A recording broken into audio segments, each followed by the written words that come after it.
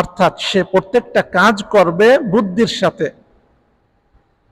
এই জন্য আজকে বিভিন্ন বিষয় আলোচনা করব, বিশেষ করে কিভাবে একজন মানুষ তার বুদ্ধিমত্তার সাথে কাজ করলে সেই কাজটা আরো সুন্দর হয়, সহজে হয়, বা একজন বুদ্ধিমান মানুষের, একজন বুদ্ধিমান মুমিনের গুরুত্ব কত, বিভিন্ন ঘটনার মাধ্যমে আজকে জানার চেষ্টা করব।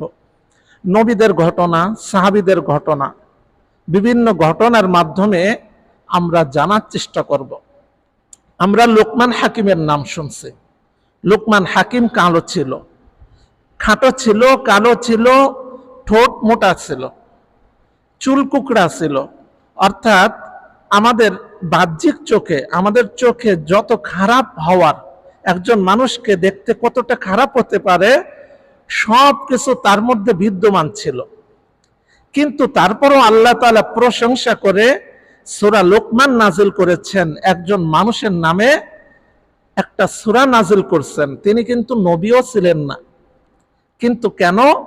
তার বুদ্ধির কারণে, তার জ্ঞানের কারণে, তার প্রজ্ঞার কারণে সে আল্লাহ তাআলার কাছে এত প্রিয় হয়েছেন।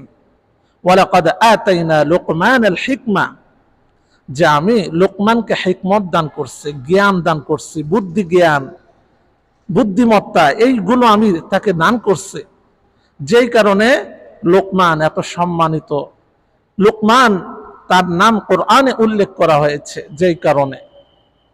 এই জন্য বুদ্ধি জ্ঞানের প্রয়োজন আছে। এখন মানুষ বলতেই কম বেশি সবার মধ্যে বুদ্ধি জ্ঞান আছে, কিন্তু বুদ্ধি জ্ঞান সবাই সঠিকভাবে কাজে লাগায় না। এটা হলো সবচেয়ে গুরুত্বপূর্ণ বিষয়। একবার প্রিয় নবী মুহাম্মদুর রাসূলুল্লাহ সাল্লাল্লাহু আলাইহি ওয়াসাল্লাম, তিনি বদর যুদ্ধ যখন শুরু হবে, বদর যুদ্ধের শুরুর দিকে, এখন কাফের যারা আছে তাদের তো সংখ্যা জানা জরুরি, তাই না? সংখ্যা জানা ছাড়া তাদের শক্তিমত্তা কতটুকু এটা আমি কিভাবে নির্ণয় করব এবং কিভাবে প্রস্তুতি গ্রহণ করব? আগে তো তাদের সংখ্যা এবং তাদের শক্তি সম্পর্কে বিরোধী দল তাদের অবশ্যই জানা থাকা প্রয়োজন। না জানলে এই যে গোপন বিষয়গুলো, গোয়েন্দা তথ্যগুলো যদি না থাকে, তাহলে কিন্তু আপনি যুদ্ধে বিজয় লাভ করতে পারবেন না।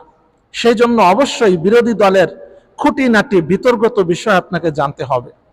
এবার সাহাবা একরাম কি করলেন, যে বদর যুদ্ধের পাশ দিয়ে ঘোরাঘুরি করলেন, বদের প্রান্তের পাশ দিয়ে ঘোরাঘুরির সময় এমন সময় দুইজন লোককে দেখলেন ঘোড়ায় রয়েছে। এবার যখন তারা টের পেল যে এরা তো